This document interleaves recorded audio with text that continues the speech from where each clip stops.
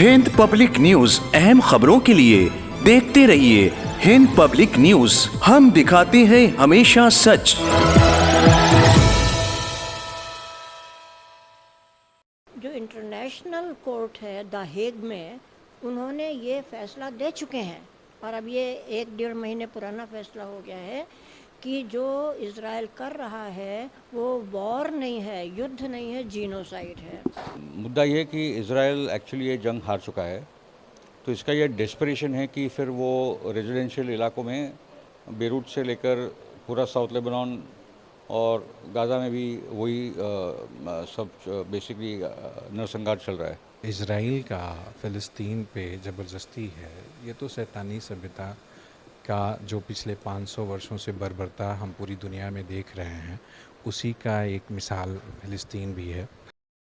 Group of social activist ने एक meeting का आयोजन किया जिसमें मिडल ईस्ट में जारी घमासान पर ताज़ा तरीन हालात की जानकारी और फिलिस्तीन व इसराइल के बीच 50 बरसों से चल रहे झगड़े जो अब जंग में बदल गई है। इस खास मीटिंग में फिरोज मीठी बोरवाला, जो मिडल ईस्ट का कई बार दौरा कर चुके हैं, जिसमें फिलिस्तीन, इसराइल, शाम, ईरान, सऊदी अरब, लेबनान और दूसरे मुल्क भी शामिल हैं, वहां की ताज़ा तरीन सूरत हाल जानी और उनसे अपने मन में आने वाले सवालात के जवाब जाने। इस मौके पर हमने फिरोज मीठी बोरवाला, प्रोफेसर रूपरेखा और गांधी विचारधारा रखने और प्रचार करने वाले सत्यव्रत से खास गुफ्तगू की। आइए जानते हैं कि फिलिस्तीन, लेबनान, शाम और इसराइल के बीच जारी जंग के बारे में उनके क्या ख्यालात हैं। मुझे ये तारीख़ का एक बहुत बड़ा ये मजाक भी लगता है और बहुत बड़ा ये विरोधाभास भी लगता है कि वो कौम जिसने ऐसे ऐसे अत्याचार देखे हैं, ऐसे ऐसे जुल्म देखे हैं और हिंसा का वो रूप देखा है जिसके आगे उससे ज़्यादा बड़ा रूप हम सोच भी नहीं सकते हैं, वो आज ख़ुद उसी तरह की हिंसा अपनाए। ये चीज़ मुझे बहुत पज़ल करती है, दिमाग में बहुत सारे सवाल पैदा करती है कि किस तरह से हम हिस्ट्री में अपने ऊपर हुए जुल्म को फिर बाद में जुल्मी बन के दोहराते हैं। एक तो ये बहुत ज़्यादा उलझी हुई बात भी लगती है, बहुत तकलीफ़ देह बात भी लगती है। जहाँ तक प्रोटेस्ट की बात है या जीनोसाइड की बात है, तो देखिए जो इंटरनेशनल कोर्ट है द हेग में, उन्होंने अपनी जांच पड़ताल में ये वाली बात, साउथ अफ्रीका गया कोर्ट में और देखिए कितनी दूर पड़ा हुआ साउथ अफ्रीका गया इस अपील को लेकर के। और वहाँ पर कुछ 1-1.5 महीने पहले जो वहाँ पे फैसला आया है वो यही आया है कि अंतर्राष्ट्रीय इंटरनेशनल कानून के हिसाब से युद्ध और जीनोसाइड में हम फ़र्क करते हैं। हालांकि युद्ध में भी जीनोसाइड होता है, ये तो हमें पता है, चाहे वो हिंदुस्तान और पाकिस्तान के बीच में हो, हिंदुस्तान चीन के बीच में हो या इज़राइल और पैलेस्टाइन के बीच में हो। लेकिन टेक्निकली युद्ध, वॉर और जीनोसाइड, नरसंहार में भेद किया गया है।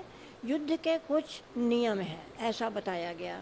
हालांकि युद्ध ना हो ये नियम होना चाहिए, लेकिन अजीबोगरीब बात है कि इंटरनेशनल लॉ में जिस पर कि दस्तखत तमाम सारे मेंबर कंट्रीज़ ने किए हैं, उसके हिसाब से युद्ध जायज़ है, ज़रूरी हो सकता है किसी किसी समय, और उसके अपने नियम कायदे हैं। क्या है? सबसे पहला ये है कि आप सिविलियन जनता पर, नागरिकों पर कोई भी जुल्म ना करें, कोई भी उनका कत्ल, खून खराबा ना करें। इसलिए, और वहाँ हो रहा है, इज़राइल पैलेस्टाइन में कर रहा है, इसलिए जो इंटरनेशनल कोर्ट है द हेग में, उन्होंने ये फ़ैसला दे चुके हैं और अब ये 1-1.5 महीने पुराना फ़ैसला हो गया है कि जो इज़राइल कर रहा है वो वॉर नहीं है, युद्ध नहीं है, जीनोसाइड है।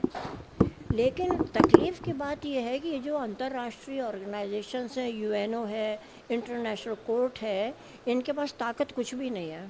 ये फ़ैसला दे सकते हैं, मुँह ज़बानी कुछ कहते हैं, लिख कर के देते हैं, लेकिन जो जुल्म कर रहा है उस पर कोई एक्शन लेने का इनके पास कोई पावर नहीं है। तो फैसला आया है, एक मॉरल जीत, पैलेस्टाइन की एक नैतिक जीत तो हुई है। अब आप ये देखिए कि ये जो वहाँ हो रहा है, वहाँ पर ऐसा तकलीफ़ दे मंज़र हिटलर ने किया, खड़े होकर शूट कर दिया। बहुत तकलीफ़ दे वो भी बात अब सोचते भी हैं, लेकिन उससे ज़्यादा बड़ी तकलीफ़ दे बात दे ये है, उससे कई गुना ज़्यादा, कि एक बच्चा अकेला छूटा हुआ है। एक बच्चा एक डबल रोटी के टुकड़े के लिए राख में खोज रहा है कि उसे मिल जाए। मुझे लगता है कि ये जितने भी वीडियो हम लोग के पास पहुंच रहे हैं, ये विचलित करने वाले हैं, बहुत डिस्टर्ब करने वाले हैं। और जो भी थोड़ा भी संवेदना जिसमें बची है, वो शायद कई रातों सो नहीं पाता है। हम भी नहीं सो पाते हैं बहुत बार ये देख के कि कैसे ज़मीन के अंदर बनी सुरंग में से बच्चा झांक रहा है, कैसे एक लड़की दर दर, उसका पूरा परिवार ख़त्म हो गया है, वो दर दर भटक रही है किसी को तलाशने के लिए, कोई मिल जाए। ये अकेला छूटा बच्चा कितनी तकलीफ़ देता है हम लोग की साइकी में। लेकिन ये जो पूरा युद्ध चल रहा है वहाँ पर, इसके जो आका हैं वो असल में यूएसए में बैठे हुए हैं, पूरा नाटो ग्रुप है इसमें। और अब ये सिर्फ फ़िलिस्तीन की लड़ाई नहीं है, आप देखिए ईरान पर हमला हुआ है, लेबनान पे तो हुआ ही है, या क्या मैं शायद कंट्री भूल रही हूँ, सीरिया पर हुआ है। तो ये जो दूसरे मुस्लिम देश हैं, ये आग वहाँ तक अब फैल रही है। हालांकि हम ये भी जानते हैं अपने हिंदुस्तान में जो कुछ हो रहा है वो भी बहुत तकलीफ़देह है, हम लेकिन उसकी बात इस समय नहीं कर रहे हैं। हम ये भी जानते हैं कि कहने को जो मुस्लिम देश और जिस पैन इस्लामिक कहना चाहिए संघ को की तरफ उंगली उठा उठा के हम लोगों को, हिंदुस्तानियों को पता नहीं कब से डराया जा रहा है, कितने डेकेड से डराया जा रहा है। भाई ये पैन इस्लामिज़्म है पूरी दुनिया में, और हिंदुओं एक हो जाओ, हिंदुओं लड़ जाओ, हिंदुओं तुम कत्लेआम शुरू कर दो, है ना, एकता के नाम पर। वो पैन इस्लामिज़्म कहाँ जाता है जब हमारे मुस्लिम मारे जाते हैं, जब हमारे यहाँ सिवाय सिर्फ शक पर आप लिंच कर कर के मार देते हो। एक छोटे 14 साल के जुनैद को आप मार देते हो, इसलिए नहीं कि उसके खाने पर शक था, सिर्फ इसलिए कि वो एक ऐसी ड्रेस पहना था जिससे कि वो मुसलमान होना ज़ाहिर होता था। तो आज जो हम हैं, हम अगर बिंदी लगा लें तो हमें मार दोगे क्या, है ना। अगर मुसलमान भी उस पर उतर आए तो उसे मारने का हक मिलेगा। तो ये पैन इस्लामिज़्म जो है उसको भी हम, एक बड़ी अजीब इस समय सवालात हैं उसके बारे में कि भाई या तो आप इस्लामिक कंट्री बनो ना, आप भी हमारी तरह सेक्युलर बन जाओ, कम से कम नाम पर, किताब पर, कागज़ पर बन जाओ।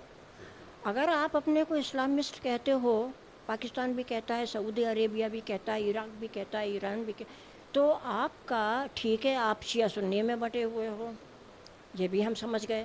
पाकिस्तान में अहमदिया बेचारे, उसको आप मुसलमान मानते ही नहीं हो, ये बंटवारा है। लेकिन जो अपने को मान लो सुन्नी सुन्नी खालिस हैं, शिया शिया खालिस हैं, वो तो मिल कर के कुछ करें इस मामले में। सब अपना अपना कॉरपोरेट मुनाफा पाने में लगे हुए हैं। बहुत लंबा इंटरव्यू शायद आप भी नहीं लेना चाहेंगे। मैं सिर्फ ये कहना चाहती हूँ कि ये जो मामला पूरा है वो इतना सरल नहीं है, सिंपल नहीं है, सीधा साधा नहीं है, इसमें बड़ी उलझनें हैं। कौन किसके ख़िलाफ़ खड़ा है और कौन किस, इस पूरे आपाधापी में कौन अपना मुनाफा बना रहा है। नाटो और यूएसए तो कल्प्रिट हैं ही, वो चाहे देखिए अब इलेक्शन होने वाला है, वहाँ कमला हैरिस आए, चाहे ट्रंप आए, नागनाथ और सांपनाथ की बात है। आखिर कमला हैरिस जो हैं वो हम लोगों की चॉइस, जब ट्रंप से मुकाबला है तो हम लोग भी चाहेंगे, अगर हम वेल विशर हैं वहाँ की जनता के, और उनकी जनता के तो हम हैं वेल विशर, क्योंकि उनकी जनता सपोर्ट नहीं करती है सब। लेकिन सवाल ये है कि इन्हीं के समय तो ये पैलेस्टाइन पर हो रहा है सारा, यही तो नाटो में ये सब कर रहे हैं, लामबंदी कर रहे हैं। तो बहुत ख़तरनाक दौर है ये बहुत ख़तरनाक दौर है। और हिंदुस्तान के अंदर भी और पूरी दुनिया में हम देख रहे हैं कि आदमी, इंसान जो है वो अब सिर्फ एक खूंखार जानवर बन रहा है हर जगह, हमारे यहाँ बहुत ज़्यादा, लेकिन कुल मिलाकर दुनिया में। और हमारी असली चिंता इस बात पर है कि अगर हम इंसान होकर के अगर भेड़िए ही बनना, फिर हम वापस की का ट्रैवल कर रहे हैं, यात्रा कर रहे हैं, वापसी की हमने टाइम लिया। एक क्या नाम है, एक जानवर की स्पीशीज़ से इंसान बनने में भी हमने वक्त लिया है, काफ़ी वक्त लिया है, और अब हम फिर वापसी की यात्रा जो कर रहे हैं, ये हम लोगों के लिए शर्म की ही बात नहीं है, ये बहुत हम लोगों को विचलित करने वाली बात है। मुद्दा ये है कि इज़राइल एक्चुअली ये जंग हार चुका है, तो इसका ये डेस्परेशन है कि फिर वो रेजिडेंशियल इलाकों में बेरूट से लेकर पूरा साउथ लेबनान और गाज़ा में भी वही सब बेसिकली नरसंहार चल रहा है। पॉइंट ये है कि एक्चुअली नॉर्थ गाज़ा का जो इलाका है, जो आज उसके ताबे में है, मगर वहाँ भी उठाव तो है, वहाँ भी अभी भी संघर्ष चल रहा है। कल भी मैंने वीडियो देखा था कि नॉर्थ गाज़ा में भी लोग मोर्चे निकाल रहे और बोल रहे कि हम अपने आत्मसम्मान पे कोई कॉम्प्रोमाइज़ नहीं है, आप हमको मार दे, हमको स्टार्व करें, मगर हम आज़ादी की लड़ाई बननी होगी। तो नॉर्थ गाज़ा में आज भी संघर्ष चल रहा है। ओके, दूसरी जो बात है कि बेसिकली जहाँ तक सीज़ फायर की जो बात आपने की, तो सीज़ फायर आइदर पूरा होगा गाज़ा और लेबनान के साथ होगा या नहीं होगा। ये बहुत बड़ी कोशिश चल रही है कि लेबनान में या सिविल वॉर हो जाए या कुछ ताकतें वहाँ खड़ी हो जाए जो हिजबुल्ला पे दबाव लाए कि तुम ये जंग बंद करो, ये लेबनान को बहुत हार्मफुल है, मगर वो भी नहीं हो पा रहे उनसे। ठीक है, क्योंकि एक स्ट्रेटजी ये भी है जो मैक्रोन को जो खड़ा किया गया था, लोग बोले देखो मैक्रोन तो आज इसराइल के खिलाफ बात कर, मैं बोला मैक्रोन भी उन्हीं का आदमी है। तो मैक्रोन वो ड्रामा कर रहा था कि मैं लेबनान के साथ खड़ा हूँ, क्योंकि ये राज कर चुके हैं लेबनान सीरिया पे फ्रांस। तो उनकी कोशिश ये है कि वहाँ के कुछ राजनीतिक दल और वहाँ की लेबनीज़ आर्मी उसको फंड करके, उसको खड़ा करके हिजबुल्ला के ख़िलाफ़ खड़ा किया जाए, क्योंकि उनका प्लान ये कि जो लेबनीज़ बॉर्डर है उस पर हिजबुल्ला को पीछे हटाया जाए, वहाँ लेबनीज़ आर्मी आ जाए, और उसके बाद ये जो पूरा उत्तरी इलाका है जो इसराइल का आज खाली हो चुका है, जहाँ हिजबुल्ला की बॉम्बिंग लगातार चल रही है, वो उनकी रणनीति। मगर कल की जो रिपोर्ट है कि उनके जो यूएस एम्बेसडर है या जो मीडिएटर है हॉस्टाइन, जो एक्चुअली इजरायली आर्मी के रह चुके हैं, वो आके आज एक्चुअली मीडिएशन कर रहा है, मगर लेबनान में भी वो लोग फेल हुए हैं। पॉइंट इसके 1 महीना लगभग हो चुका है ये लेबनीज़ वॉर करके, जहाँ बॉर्डर पे जो वॉर चल रही है, तो मुझे उसकी ज़रा भी चिंता नहीं है कि इधर वो 20 किलोमीटर घुसे भी है तो वो भी एक स्ट्रेटजी होगी हिजबुल्ला की के अंदर आ जाओ, फिर आपके मेरकावा टैंक्स को उड़ा देंगे। अभी तक तो 38 मेरकावा टैंक को उड़ा दिया है। आई थिंक 90 इजरायली सोल्जर बन चुके हैं, 2000 तक घायल हो चुके हैं। तो वो क्योंकि वहाँ जो फ्रस्ट्रेशन हो रहा है कि लेबनीज़ बॉर्डर के पे हम लोग कुछ भी कब्जा नहीं कर पा रहे, इसलिए फिर वो बॉम्बिंग करते हैं। और बॉम्बिंग करने का मकसद बहुत क्लियर है रेजिडेंशियल इलाकों में, कि जो आइडियोलॉजी ऑफ रेजिस्टेंस है लोगों में, आवाम में, उसको ख़त्म करना है, कि उनको इतना सफ़र करो, मतलब पानी बंद, खाना बंद जो गाज़ा में हो रहा है, कि आप सरेंडर हो जाओ और आप बोलो कि हमको कोई आज़ादी नहीं चाहिए, हमास हमारा नहीं है, हिजबुल्ला हमारा नहीं है, कोई भी जो रेजिस्टेंस वाला फोर्स है हम उसके साथ नहीं है। तो वो कारण है कि आपने जो यूनाइटेड नेशंस के जो UNRWA ग्रुप है जो पूरा सप्लाईज प्रोवाइड करता है, उसको आपने प्रैक्टिकली आतंकवादी घोषित कर दिया है इजराइल ने। और जो भी स्ट्रक्चर्स है जो वहाँ बेसिक जो नीड्स है लोगों की, वो पहुँचाने की कोशिश जो की गई, वो सबको इजराइल ने पाबंदी डाली है। तो एजेंडा क्लियर है कि अगर आप आज़ादी की बात करोगे तो आप मारे जाओगे, आपके बच्चे मारे जाएंगे, आपकी बिल्डिंग्स उड़ाई जाएगी, आपके अस्पताल, आपके स्कूल जो उन्होंने गाज़ा में देखा, और कुछ हद तक वो जो बेरूट में हो रहा है और साउथ लेबनान में। मगर टारगेट क्लियर है लेबनान में भी कि वो लोग ज़्यादा करके लेबनी शिया इलाकों पे टारगेट कर रहे हैं, ताकि शिया सुन्नी क्रिश्चियन सब अलग किया जाए। मगर इतना है कि लेबनान में भी मेजॉरिटी सुन्नी शिया और क्रिश्चियन आज भी साथ में, वो लोग तोड़ नहीं पा रहे, लेबनान को तोड़ नहीं पा रहे। ओके, तो मैं कल प्रोफेसर इलान पापे का भी वीडियो देख रहा था कि एसेंशियली इजराइल ये हार चुका है।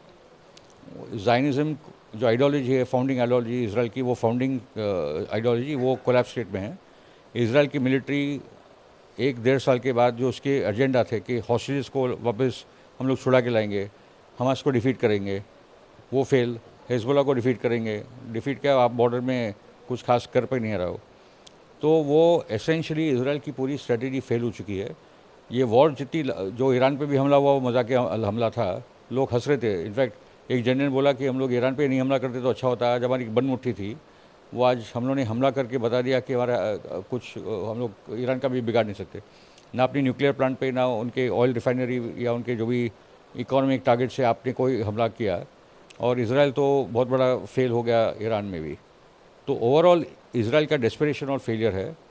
और लॉन्ग टर्म जितनी वॉर चलेगी, इजराइल मिलिट्री स्तर पे भी हारता रहेगा और आज जो दुनिया में आइसोलेशन है वो बढ़ता रहेगा।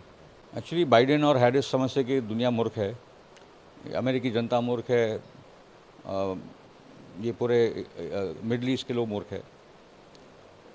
सीज फायर की बात हम लोग अभी 1 साल से ज़्यादा से सुने कि सीज फायर करेंगे हम, वी आर वर्किंग हार्ड। आपको सीज फायर करना है, आपने अभी तक $22 बिलियन दिए, उसको बंद करो, $1 भेजना बंद करो।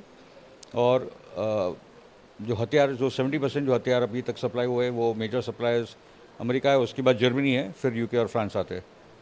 जिस दिन हथियार और डॉलर बंद हो जाएंगे उस दिन इजराइल ये जंग को बंद कर देगा। यही कारण है कि आज जो जेनोसाइड जो हो रहा है अमेरिका के वेपन्स के साथ ही हो रहा है। इजराइल को अकेले नहीं है, पूरा वेस्टर्न पावर्स और अमेरिका उसके साथ खड़े हैं। कुछ तो रिपोर्ट्स आई कि अमेरिकन पायलट्स भी हवाई जहाज़ उड़ा रहे वहाँ, ओके। उसके B-52 बॉम्बर्स, उसके शिप्स, उसके एयरक्राफ्ट कैरियर्स सब उस इलाके में शामिल है। यही कारण है कि आज कमला हैरिस आज ट्रम्प से पीछे हो गई है, क्योंकि जो भी प्रोग्रेसिव डेमोक्रेट वोटर है, जो यंग है, जो स्टूडेंट्स है, जो अरब है और मुसलमान है, खास करके जो 6 स्विंग स्टेट्स है, सब जगह आज अरब और मुस्लिम वोट डिवाइड हो रहा है। और काफ़ी अरब और मुस्लिम वोट आज जिल स्टाइन, जो थर्ड पार्टी कैंडिडेट है ग्रीन पार्टी की, उसके तरफ डाइवर्ट हो रहा है। और ये आपके बता दूं कि जिल स्टाइन एक यहूदी है। तो जो लोग बोलते हैं कि ये सब एंटी जू और ये वगैरह कुछ नहीं है, जिल स्टाइन एक यहूदी कैंडिडेट है। और अमेरिका में आज अरब और मुस्लिम वोट और प्रोग्रेसिव यंग स्टूडेंट वोट की वो प्रतिनिधि बन चुकी है। उसी के कारण अगर कमला हैरिस हारी तो वो ये पूरे गाज़ा के कारण हारेगी, क्योंकि आपने टाइम पे जंग बंद नहीं की। आप बंद कर सकते थे, आपके हाथों में पूरा कंट्रोल है, हमने नहीं की और आज हारने के कतार तक हैरिस पहुंच चुकी है। ये तो 2 संस्कृतियों का संघर्ष है जो मैं देखता हूँ। उसमें एक जो शैतानी सभ्यता में, तो चूँकि मैं गांधी जी को मानने वाला व्यक्ति हूँ, उन्होंने जो लड़ाई खड़ी की थी वो अभी भी चल रही है कि 2 सभ्यताएं हैं। उसमें से जो जिसका वो प्रतिनिधित्व कर रहे थे, जिसको मानवीय सभ्यता कहते हैं, और दूसरी शैतानी सभ्यता कहते हैं।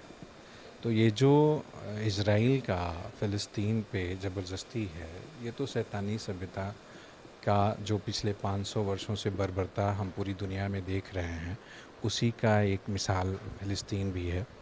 और ये केवल फ़िलिस्तीन या ईरान का मामला नहीं है, ये पूरी मानवता का मामला है। अगर हम इसको केवल फ़िलिस्तीन के नज़रिए से देखेंगे तो जैसे आज उनकी बारी है, कल हमारी बारी होगी। वो हमको जो भी विचार उनके पीछे चल रहा है, चाहे धर्म कहिए या विचार कहिए, जो भी विचार चल रहा है वो निश्चित तौर पे हमको वो मानव नहीं मानते। वो जिस भी विचार से आते हैं वो हमको मानव की श्रेणी में रखते ही नहीं हैं, तो वो हमें देखना ही नहीं चाहते। और अगर किसी रूप में देखना चाहते हैं तो अपने गुलाम के रूप में देखना चाहते हैं। देखिए, मैंने यही कहा, 2 सभ्यताओं में हम बांट देते हैं, तो वो भी तो लगातार उसी की पोषण में लगा हुआ है, शैतानी सभ्यता के ही पोषण में लगा हुआ है। वो तो डिप्लोमेसी है, चुनाव हो रहे हैं वहाँ पे, उस चुनाव में उनको अभी बहुत क्लियर स्टैंड लेने पे लाभ और नुकसान दोनों की स्थिति में जा सकते हैं। और दुनिया का भी एक मसला होता है कि पूरी दुनिया में उनको न्याय का पक्षधर बन के खड़े होते हुए दिखना भी होता है, लेकिन वास्तविक चेहरा उनका भी वही है। और निश्चित तौर पे वो पोषण उसी व्यवस्था की करते हैं जो दुनिया में 2 वर्ग में दुनिया को देखता है। एक होता है शोषक और एक होता है शोषित। तो वो शोषक के ही भूमिका में लगातार रहते रहे हैं और आगे भी उनकी योजना यही है कि वो अपने को ऐसी ही ताकतों को ताकतवर बनाए जो दुनिया को उनके सामने भी झुकाए, है ना। एक तो सबसे खतरनाक बात है जिसका विरोध हमेशा से भारत करता रहा है, और अब पिछले कुछ समय से हम लोग पक्षधरता मतलब तटस्थ न हो करके पक्षधरता में चले गए और किसी स्थिति को तय नहीं कर पा रहे हैं। नहीं तो एक बात तो हमने तय कर रखा है और लगातार इसके लिए एक वर्ग जो साम्राज्यवादी ताकतों के खिलाफ लड़ता रहा है वो आज़ादी के समय में भी, वो तो इस बात को मानने के लिए तैयार नहीं है कि किसी धर्म के नाम पर किसी देश की मांग की जाए। और निश्चित तौर पे मतलब ये जो इजराइल के द्वारा ज़बरदस्ती की जा रही है ये पूर्ण रूप से रोक तो लगना ही चाहिए इस पे।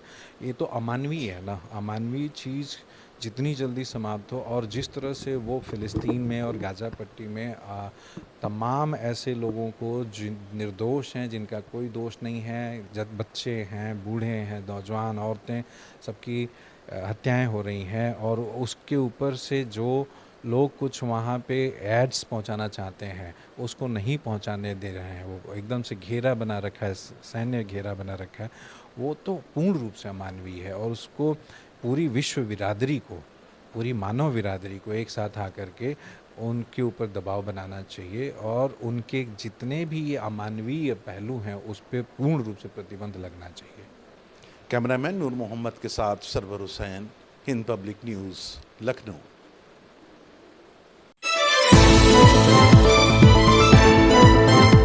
हिंद पब्लिक न्यूज अहम खबरों के लिए देखते रहिए हिंद पब्लिक न्यूज। हम दिखाते हैं हमेशा सच।